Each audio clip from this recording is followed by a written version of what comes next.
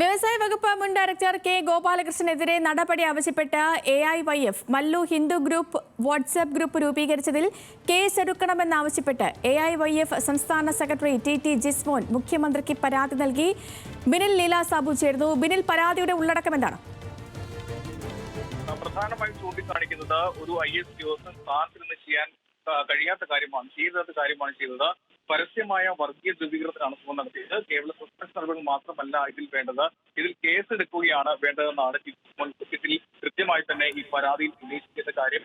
ഈ director 196 Venus പ്രകാരം കേസെടുക്കണമെന്നാണ് ഇപ്പോൾ ആവശ്യപ്പെട്ടിരിക്കുന്നത്. നിലവിൽ സസ്പെൻഷൻ നടപടി ഉണ്ടായിട്ടുണ്ട്. സസ്പെൻഷൻ മാത്രമല്ല, ഇതിൽ കേസെടുത്ത് മുന്നോട്ട് പോകണം. ഇത് കേരളത്തിന്റെ പൈതൃകം തന്നെ നശിപ്പിക്കുന്ന അല്ലെങ്കിൽ അതിൽ ധ്രുവീകരണം ഉണ്ടാക്കുന്നതിലേക്കാണ് ഈ നടപടി ഉണ്ടായിട്ടുള്ളത്.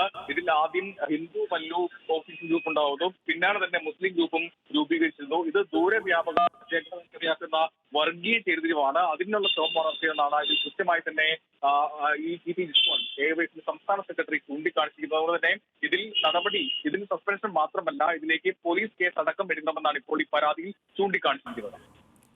ശരി ബിനിൽ, ഈ മല്ലു ഹിന്ദു വാട്സാപ്പ് ഗ്രൂപ്പുമായി ബന്ധപ്പെട്ട് പിന്നീട് ഉയർന്ന വിവാദങ്ങളൊക്കെ നമ്മൾ കണ്ടതാണ്. ഒരു IAS പോര് പോലും കുറച്ച് ദിവസങ്ങൾ നീണ്ടു നിന്നു കേരളത്തിൽ. അതിന് പിന്നാലെ ഉദ്യോഗസ്ഥനെ സസ്പെൻഡ് ചെയ്തുള്ള ഉത്തരവും പുറത്തു വന്നു. പക്ഷേ സസ്പെൻഷനിൽ മാത്രം ഒതുങ്ങില്ല. ഈ ഉദ്യോഗസ്ഥനെതിരെ കൃത്യമായ നടപടി വേണമെന്നൊരു ആവശ്യമാണ് ഇപ്പോൾ AIYF മുന്നോട്ട് വച്ചിരിക്കുന്നത്. ബിനിൽ ലീല സാബുവാണ് വിവരങ്ങൾ നൽകിയത്.